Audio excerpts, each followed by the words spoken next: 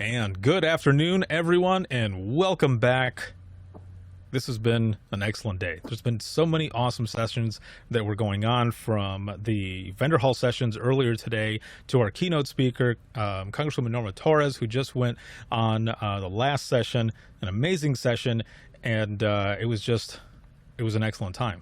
I'm glad to have all of you here with us, and our next speaker is going to be Captain Kevin Haight. He's out of the Idaho State Police, and his session is 911, What's Our Emergency? Diagnosing a Struggling Occupation Serving a Neglected System. Thank you very much, sir, for being here. You are looking snazzy, and cannot wait to hear you give this session. It's an excellent one. Thank you for being here. Well, thank you, Ricardo. It's truly my honor. I'm humbled. It's my privilege. I thank you so much for the opportunity. And boy, do I have big shoes to fill after following Representative Torres.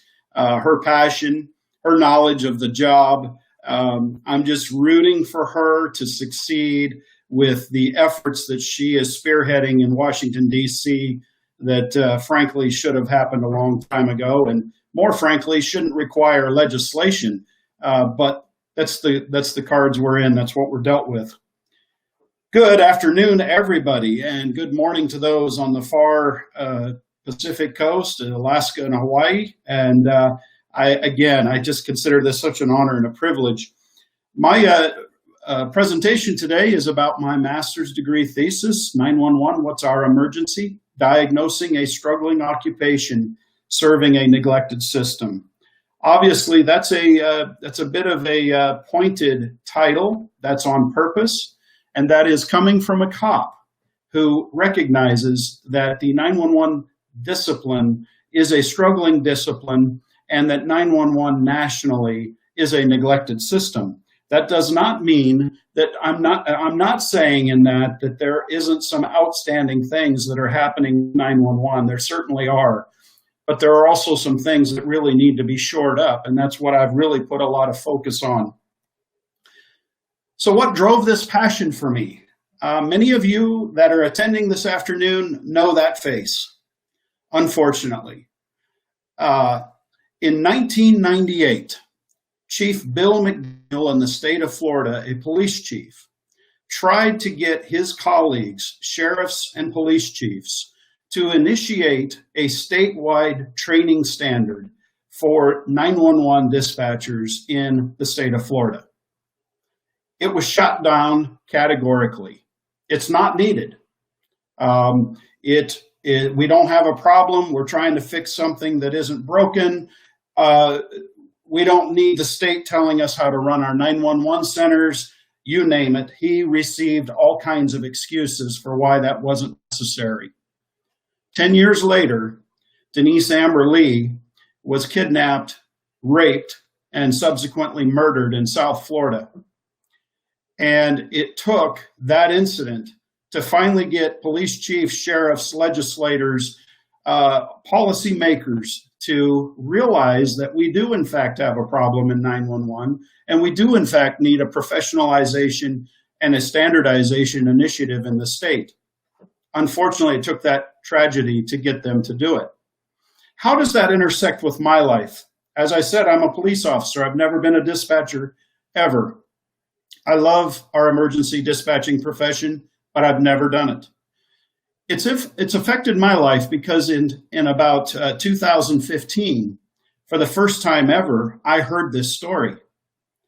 I was the captain over the Idaho State Police's emergency dispatch program, and I'm the father of 3 girls. And I sat through Nathan Lee's presentation where he goes through the whole case of what happened to his beautiful wife. And I couldn't really relate to Nathan, but what I did relate to is the fact that Denise was a cop's daughter. And I sat there and thought to myself, you know what? This is an inexcusable apathy on the part of public safety policy leaders, police chiefs, fire chiefs, legislators, policy leaders. This is an unacceptable apathy that has existed within 911 for far too long, and it needs to change. And I sat there completely moved and touched and driven to try to help drive this change from a different perspective, not from being somebody that sits at a console, but from somebody who wears a badge and a gun and relies on you folks, these 911 professionals, just as much as the public does, if not more. And for the first time in my life, I became aware of the apathy that exists. And I said, you know what, I can do something about this, and I'm going to do what I can. So that's what's brought me to this passion that I have today. I want to say at the very outset, my presentation is in no way trying to disparage the profession. In fact, I love emergency dispatchers. And you're going to hear me throughout my presentation refer to them as emergency communications officers. This is because in the state of Idaho, that is the title for the position, emergency communications officers. So going forward for the rest of the day, if you hear me say ECO or emergency communications officers, I'm talking about the emergency dispatch profession. I love you all, and I feel like you're the unsung heroes of public safety. But that being said, I also recognize that there are some severely deficient things going on from a macro perspective within 911 that need to change. And there needs to be an intervention of the status quo. And so that's what my focus is on. My focused research was specifically trying to answer this question. How could the nation's 911 system, and specifically its ECO occupation, evolve to address problems and maximize advantages to public safety and the Homeland Security enterprise? I dove into several issues. I chose these specific 8 problem statements as issues that I really was going to take a deeper dive into.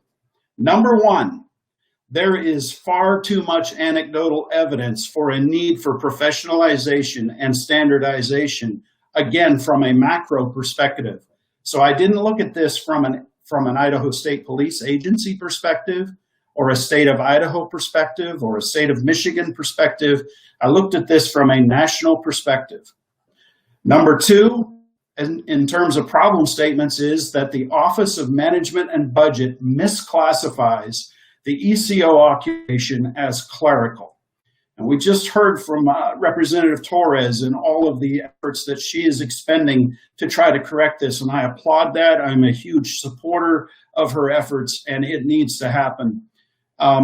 That is a misclassification. It is a misjustice to your profession, and I call out some of the specific reasons why that's the case.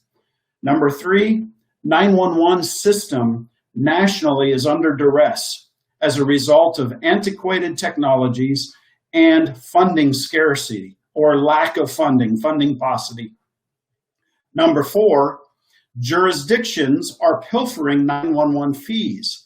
And when I say jurisdictions throughout this hour-long presentation, please know I'm talking about states and territories. I'm not talking about sheriff's offices or police departments or state police agencies, highway patrol agencies. When I say jurisdictions, I'm talking about entire states or U.S. territories. They are pilfering 911 fees, and unfortunately, the FCC has cited multiple cases where this has been going on by some repeat offender states for years and years and years. And I get into that a little bit more shortly. Number 5, there are a large number of jurisdictions that do not require professionalization standards. And by that, I'm talking about hiring or character standards, such as police officers have to have. I'm talking about basic training standards. I'm talking about continuing education standards, and then I'm talking about the required use of EMD protocols. Number 6, ECOs serve at the tip of public safety or the Homeland Security spear. Mandated professionalization and standardization should be obvious, and it should be pervasive. You think about any national Homeland Security event that's happened in recent years. Columbine school shooting, Hurricane Katrina, anything. The music festival in Las Vegas. All of those, the initiating events that had first responders going to those incidents, began with 911 phone calls. 911 is such an integral part of our homeland security and public safety, and yet public safety leaders, police and fire specifically, have left it aside or brushed it aside as a support service, and they have had far too much apathy about professionalization and standardization. Number 7, ambiguous terms, in my opinion, are a hindrance to this cause for uplifting the profession and giving it the kind of recognition it deserves. And I give some examples here. PSAP, we're moving in the industry, we're moving away from that ambiguous term, public safety answering point, to emergency communication centers. And it's going to be a process. Old habits die hard, right? I think public safety telecommunicator is another one of those terms that we really should walk away from and move to something more reflective of what the job is, such as what we do in Idaho, emergency communications officer. And here's why I say that. Public safety telecommunicator, couple of things. First, telecommunicator isn't a word. Type it into any document and Word will tell you it's not a word.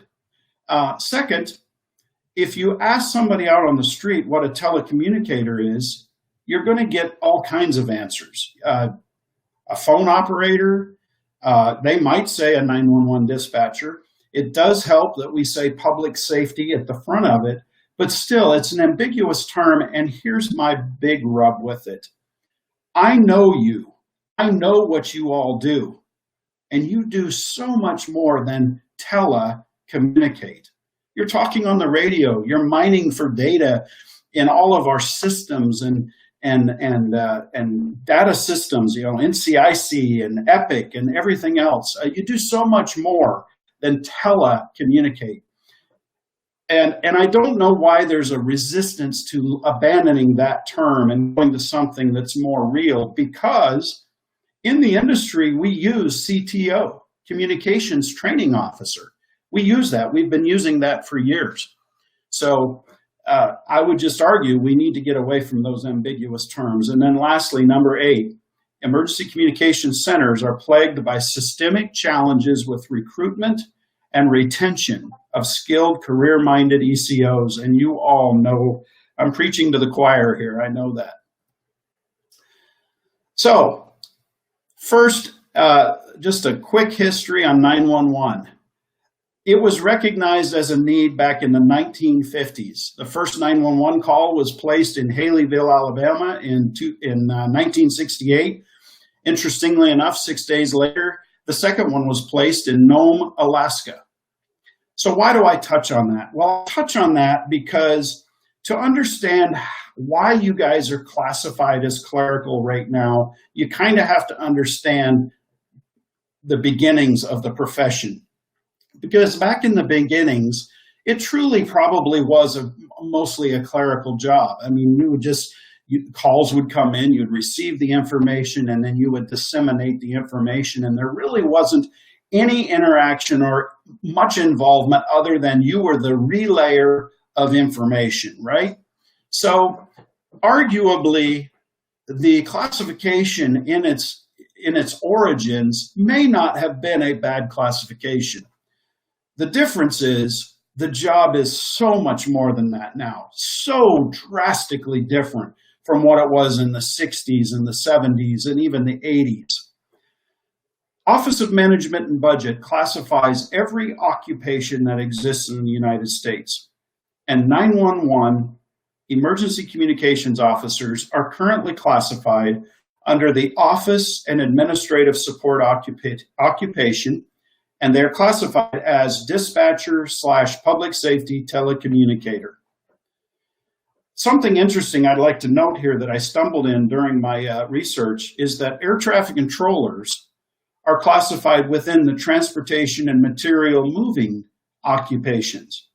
Now, this is interesting because air traffic controllers and emergency communications officers, their functions are largely, in a lot of ways, very similar. In fact, I talk to folks and call our 911 dispatchers as air traffic controllers of public safety. They're classified within transportation and material moving. So they are in the same classification where pilots are, train engineers are, taxi drivers, baggage handlers. That's where air traffic controllers are.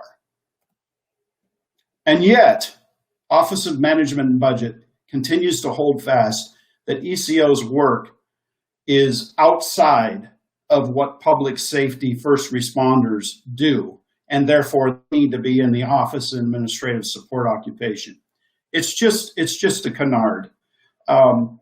ECO's work is at least as close with protective service occupations group as air traffic controllers do with transportation material moving, and we all know that, right? So there was extensive reclassification efforts that took place between NENA, APCO,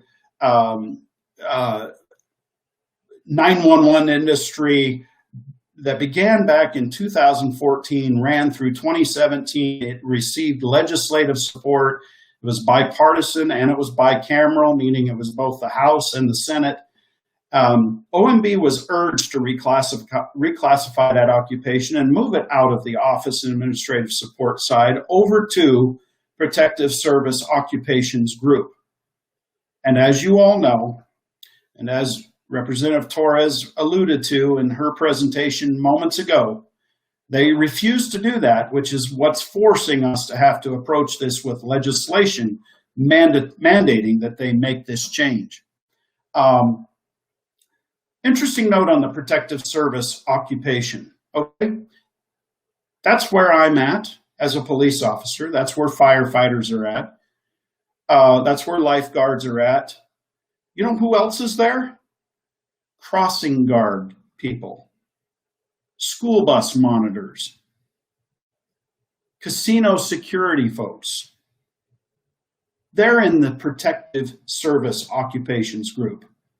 And yet OMB tries to make a straight-faced argument that 911 dispatchers shouldn't be there.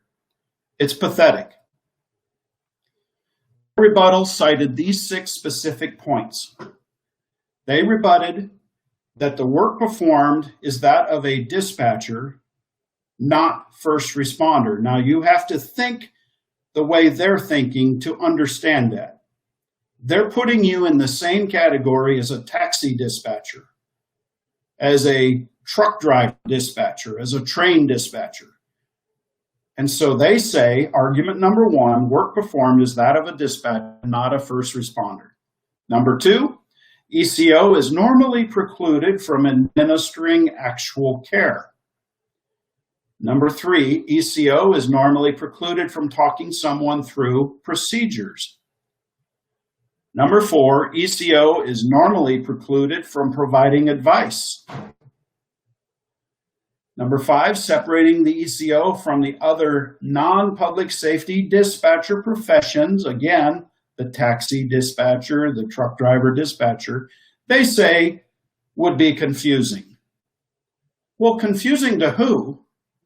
And frankly, why is confusing even a matter? Why does that matter? They're supposed to classify occupations based on the work performed, not based on other occupations being confused by it. And then number 6, the ECO has a different supervisory chain. So in my thesis research, I try to build some counter arguments to their rebuttal of those 6 points. And I do it using operational arguments, using environmental arguments, and ending it with some political arguments. Operationally, my first argument comes out of Kootenai County, Idaho. 911 call that was placed in August of 2018 where a woman drove into a lake and her car was sinking. Some of you that are on this call today have had this exact same type of call. She calls 911. She's frantic. Her car's sinking. What do I do? That dispatcher, that ECO, uses EMD protocols to give her instructions on how to save herself while dispatching first responders to the incident. She instructs her to unbuckle your seatbelt, asks her, can you swim? Yes, I can. How far are you from the shore? Can you tell? She reports back on that. Put your window down. As the car starts to sink, when the pressure equalizes, open your door, get on the roof. You know, those different things that you all know how to do to instruct someone how they can help themselves and save themselves. By the time the field responders arrived to the scene of that incident, that woman was sitting on the shore, safe, traumatized, wet, but safe. The emergency was over. First responders were now there just to investigate what happened and document it. The emergency was over. And who was it that led that emergency to a safe conclusion? It was that emergency communications officer. So environmental arguments, I talk about next-gen 911 and the incident-related imaging that is coming in through NG 911, which is going to bring a greater risk for psychopathology issues, mental health trauma, and those kinds of things that you all are going to experience as the technology continues to move down that path. And I use that to try to really point OMB to the fact that this job is nothing like it was 20, 30 years ago. And then lastly, the political argument, and I specifically cite 911 Saves Act, which Representative Torres just talked about. And I also focus on ECC staffing and funding issues. And I want to go back, actually, I want to go back to this Kootenai County, the car that drove into the lake and sunk. Because if you remember, going back to these 6 OMB rebuttal arguments, work performed is that of a dispatcher, not a first responder.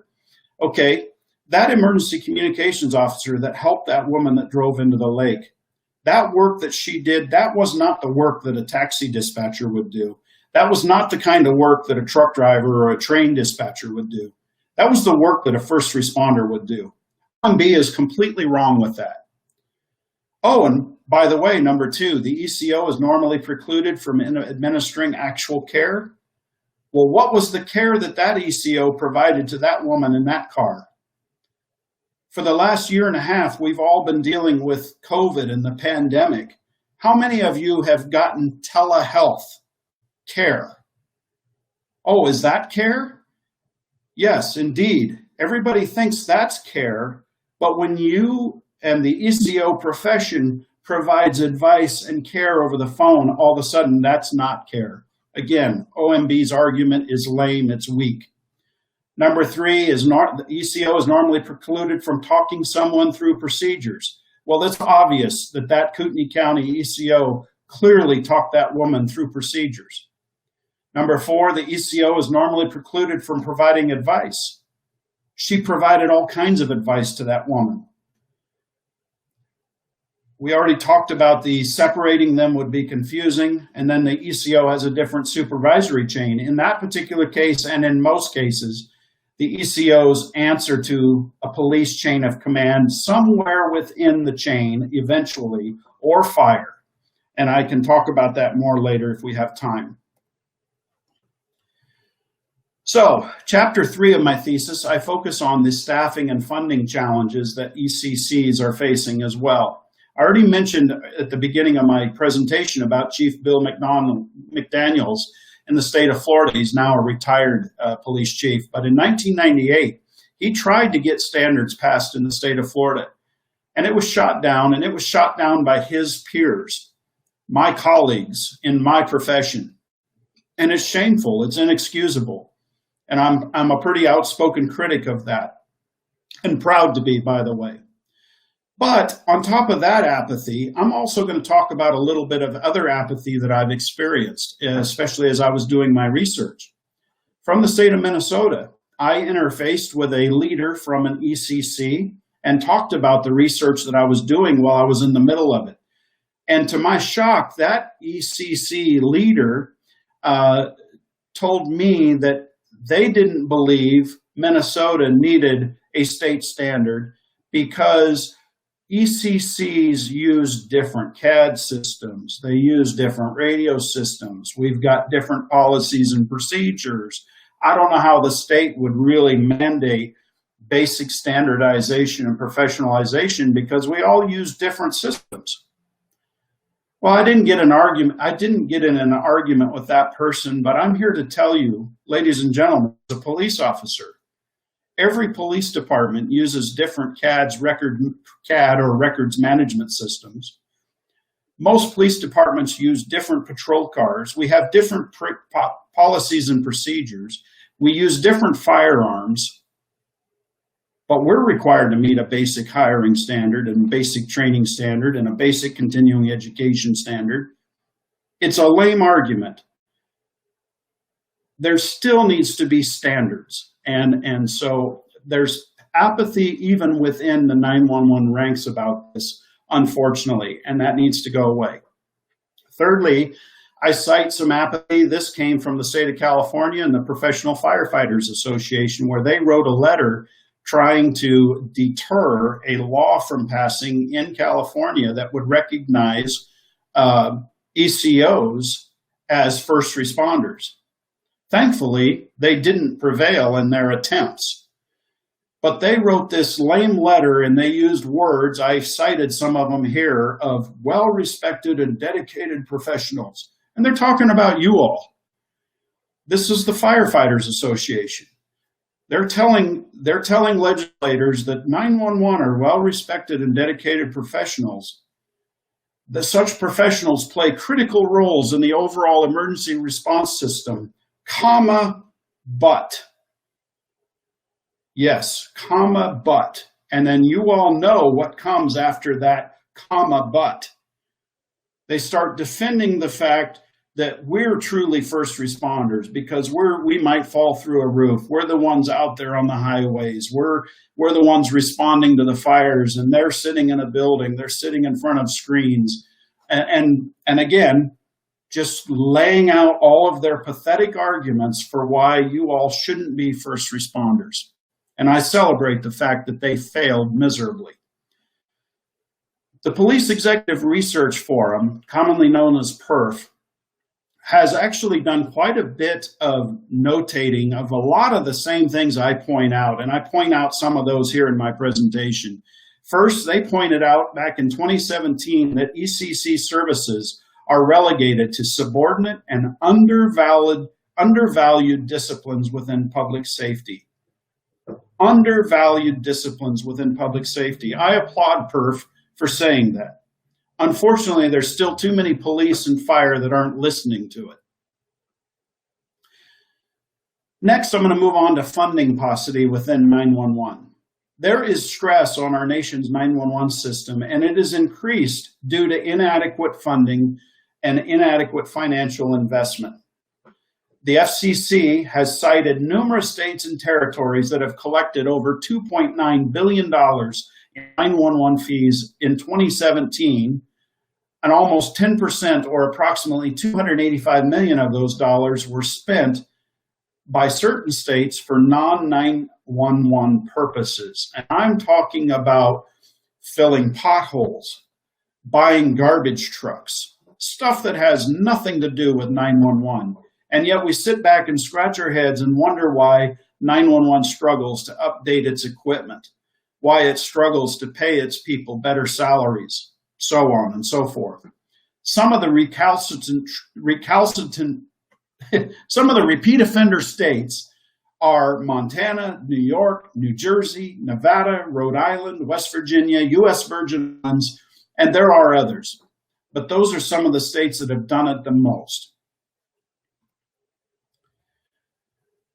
So what is the current state of affairs nationally as it relates to professionalization and standardization? Well, first, I'm going to focus on 3 pieces of anecdotal evidence that this needs to happen. The first one I'm going to focus on comes from 2016, September 16th. Her name was Laura Levis. Laura was a young married female from the Boston area who had a severe asthma. In the middle of the night, she had an asthma attack, and she decided to walk to the local emergency room. It was a couple blocks. This is 4 a.m. She walks, she gets to the emergency room door, and it's locked for security reasons. She calls 911. She is gasping for air. She's struggling to breathe. She tells the 911 dispatchers that she's outside the emergency room door and cannot get in. That ECO failed to hear her or recognize the fact that she said she was by the emergency room doors and sent first responders to the main entry doors of the hospital. They arrived, they searched for her, they searched high and low, they couldn't find her. They finally, after some effort, located her laying on a bench outside the emergency room doors, deceased. This next one is Kyle Plush. Many of you are very familiar with this case, unfortunately, from 2018. In this particular case, Kyle got pinned in the back of his minivan, pinned between the seats. He couldn't breathe. Using Siri, he called 911, not once, but twice. The second time, in desperate gasps for air, he tells the dispatcher to tell his mom he loves her. Police and 911 failed the Plush family that day, both. My discipline and 911 failed them. They dismissed the call as a prank call. Gave it little effort. They did give it some effort, but they gave it little, far too little effort to find him. And unfortunately, Ron Plush, his dad, found him 6 hours later in the very parking lot that he told 911 he was in. Inexcusable. And then, of course, near and dear to my heart, the Denise Amber Lee case from 2008. Details from that call from Jane Kowalski that were never relayed to law enforcement by that ECC that her Denise's dad actually worked for, that agency. Those ECC personnel at the time, unfortunately, did not know how to patch multi-jurisdictional radio channels. There was infighting and bickering going on, and they were wasting precious time while Michael King was successful in murdering Denise. There are initiatives underway across this nation to enhance technology within 911. I applaud those. I am a part of boards that is involved with that kind of upgrading of those systems, and I support that wholeheartedly. Those things need to happen. Yet, in 2020, these are the only states in the nation that require what I call a hiring or a character standard for 911 dispatchers. The same thing that's required for police officers, where you can't be a 911 dispatcher if you've been convicted of certain felonies, even certain misdemeanors, or once you have been certified, if you've committed certain felonies or misdemeanors, you get decertified and dismissed from the job. Only 11 states out of 50 U.S. states and 6 U.S. territories have a hiring or a character standard. Only 28 of those 56 jurisdictions mandate that a basic training standard is required. An entry-level, basic 40-hour, 80-hour, 120-hour, whatever, but some kind of a basic entry-level training standard. Only 28 states require that, these states that are highlighted here. Interestingly enough, out of 2 of those 28 only require that for primary PSAPs or primary ECCs. They don't require that for secondary ECCs. And I find it very difficult to find a compelling argument for why in the world we would exclude a secondary PSAP or ECC. It makes no sense. Only 23 out of those 56 jurisdictions mandate a continuing education standard. And again, out of those 23, two of those, the same two from the previous slide, it's only required for the primary PSAPs or primary ECCs. And then lastly, only 24 out of 56 jurisdictions mandate that ECCs use and train their ECOs on industry-accepted pre-arrival medical instruction protocols. And as you can see, home state of Idaho, we are not a colored-in state for that, and it is something we're working on currently as we speak. And I believe we will see that change. But we have a long ways to go, folks. As a nation, we have a long ways to go. There's a lot of great things coming out of 911, but there is a lot of work to be done. So when I talk about professionalization and standardization initiatives, it really comes down to this very simple continuum that I provide here. What I visualize, and this is very similar to what happens with police, what happens with fire, what happens with EMS, where there is a basic continuum of a hiring or a character standard. There's basic training and continuing education standards. There's a delineated certification or a licensing process. And then there's required use of certain protocols within those centers. And that is what encompasses a truly professionalized and standardized system or a standardized process. So one of the most interesting things that I came across during my research, and I love to touch on it just for a few minutes here because it just helps all of us to think outside the box. And I'm going to say right at the beginning, I am not advocating that the United States adopt Finland's policy, but there's some really interesting things here that I'm excited to share with you. First, Finland is considered one of the safest countries in the world. And that was from 2019 research conducted by International SOS using what's called the travel risk map. They boast of having the most extensive emergency response center operators training program in the world. In Finland, the emergency response center is the same thing as the PSAP or the ECC in the United States. So Finland boasts as having the most extensive ECC or PSAP system training for their operators or their dispatchers in the world. Part of that training includes what they consider a college degree. For us, it would be akin to closer to maybe an associate's degree, not necessarily a bachelor's degree, but it's a very extensive formalized training process, and you cannot work for one of their centers until you've completed that. In the last 28 years, Finland has worked hard to streamline their processes, regionalize their centers, and upgrade their technological systems. So it's been a nearly 30-year process to get them to where they're at today. In the last approximately 20 years, they have mandated very, very stringent hiring standards, training standards, and continuing education standards for their emergency response center operators. And as I said earlier, their program is considered a degreed or a diploma program in the country of Finland. So some comparative analysis here. Finland has 6 emergency response centers or 6 PSAPs for the entire nation. Well, you say, oh, that's a tiny country. Yes, it is. But hang on a minute. That's one emergency response center or one PSAP for approximately every 21,778 square miles. Finland is roughly the same size geographically as California is.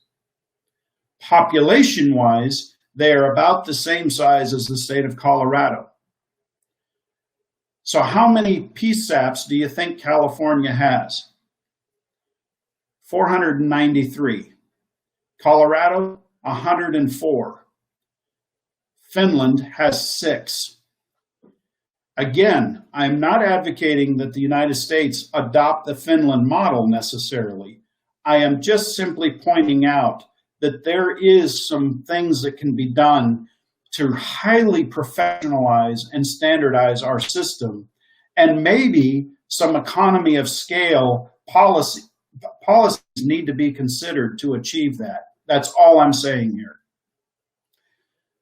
In the United States, we have on average about one PSAP for every 647 square miles. So in conclusion, I point out that the ECO work is protective. The Office of Management and Budget grossly misclassifies the occupation as clerical, and its 6 rebuttal arguments for reclassification are unequivocally refutable, and they're lame. Number 2, I argue that ECCs are significantly challenged by systemic recruitment and retention of skilled, career-minded ECOs. And I think there's a plethora of reasons for that. I think some of those reasons are that it is a highly undervalued profession, and I think we are seeing that trend change, but it's still got a long ways to go. They are obviously undertrained. And again, some of you probably work for centers where your centers have extremely robust training standards and extremely robust hiring standards. Again, I'm not talking about individual organizations. I'm talking about it from the macro perspective. And then lastly, you are undercompensated. In the public safety arena, you are the most undercompensated of all. And the job is nothing like it used to be. There are many, many of us police officers, and I'll tell you, many firefighters that could not do the job of an emergency communications officer. The pay is definitely less than what it should be, and that needs to change. And that feeds the systemic recruitment and retention that I talk about, and that is so pervasive across this country and all of our centers from time to time. There's a lot of affinity and a lot of conversation about the three-legged stool of public safety and how that three-legged stool really should be a four-legged stool.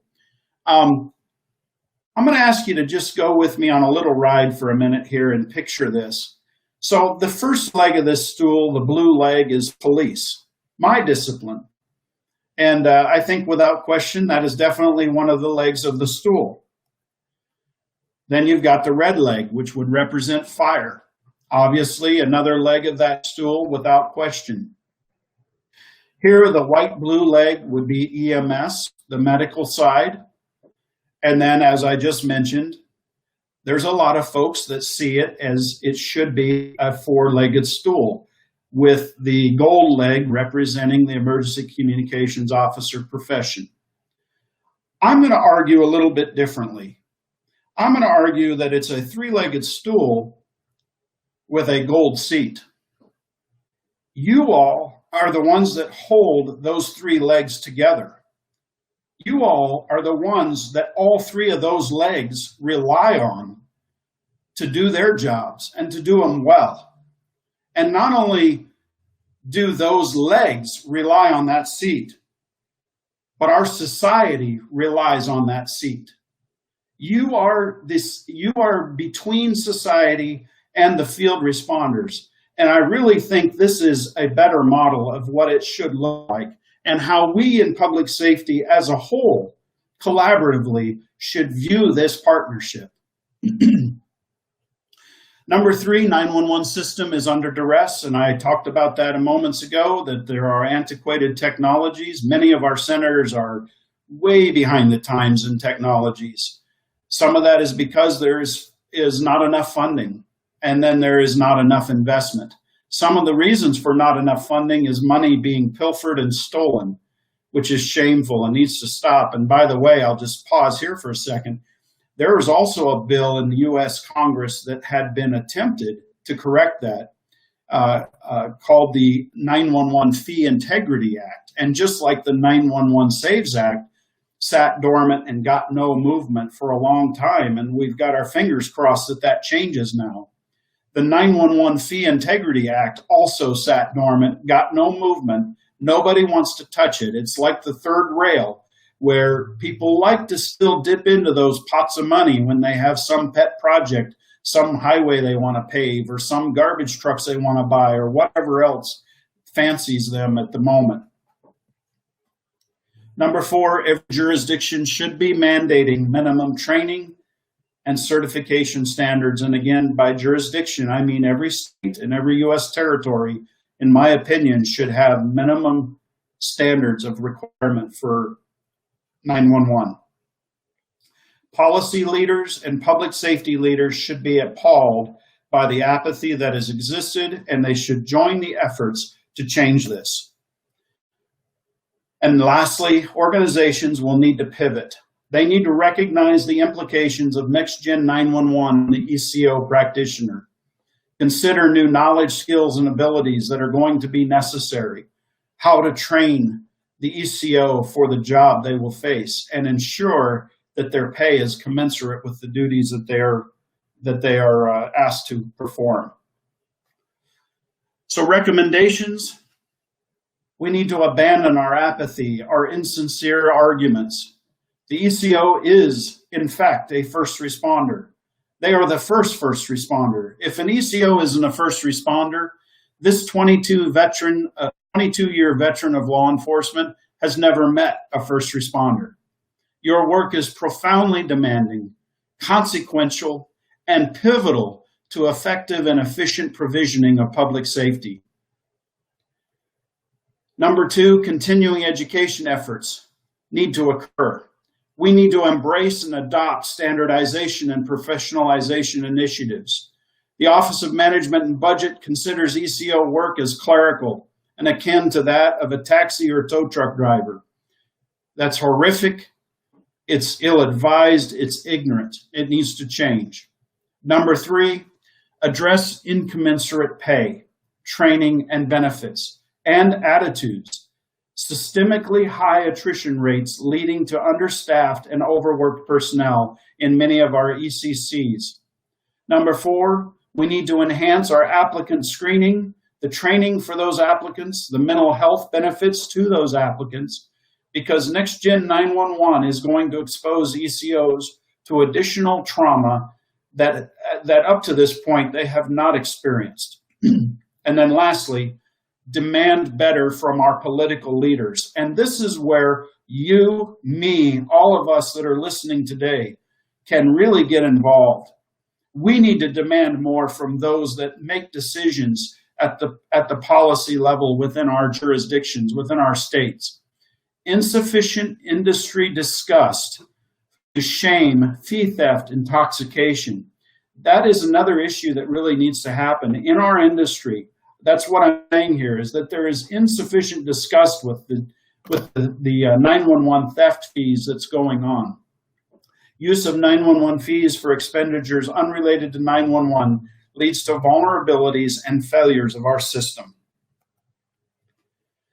With that, I am excited to take any questions or close this out. Ricardo, I have a couple of quotes that I throw up on here, throw on this last slide. You've got my contact information there.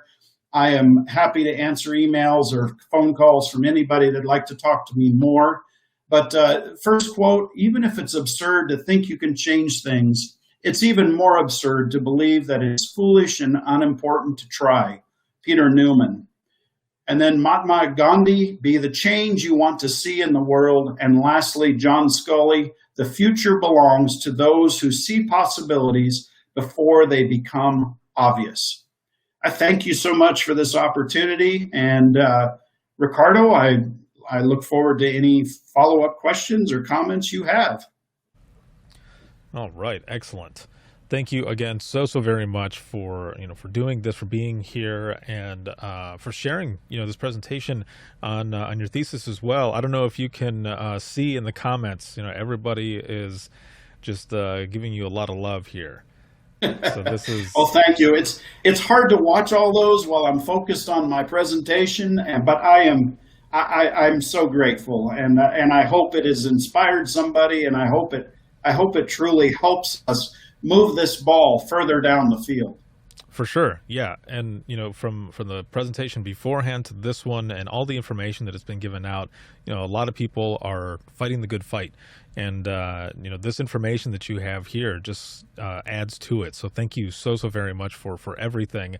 And let's see, looking over here, someone says such an eye opener on a lot of the behind the scenes information for 911, informative presentation. Everyone's saying thank you, and yeah, this is superb. Thank you once again for this. Well, thank you so much. Now, go ahead. If anybody is interested, the actual thesis itself, if they want to read that 113-page document because they can't sleep at night, you can Google that title, 911, What's Our Emergency? Diagnosing a Struggling Occupation Serving a Neglected System. If you type that in and Google search that, you will find a link to the full document because it has been published. Excellent. So make sure everyone to check that out. Also, join the Discord community. We have a lot of speakers that are jumping in and out of there as well. And I think we actually might have that your thesis in one of the channels. So if you're there in the community, I believe from the Be the Difference conference, we had shared it in there. So if anyone is able to go in there and pull it out as well. And again, thank you very, very much. You got your information here, and stay tuned, everyone. We have our next session that's going to be coming up here that will close out the official first day of Dare to Be Great 3. Yay. This is going to be, this is going to be a session that starts at 3:45 p.m. Eastern Time, and it is going to be cultivating a positive organizational culture, a director's perspective, and this is going to be with Melissa Alterio, who is the Director of Emergency Communications, and she is out of Cobb County now, and D. Jeremy Dumar out of Mountain Valley Emergency Communications. That one is coming up next, and we will see you all in the next one here. Thank you very much again, sir. Thank you, Ricardo. Thank you, everyone.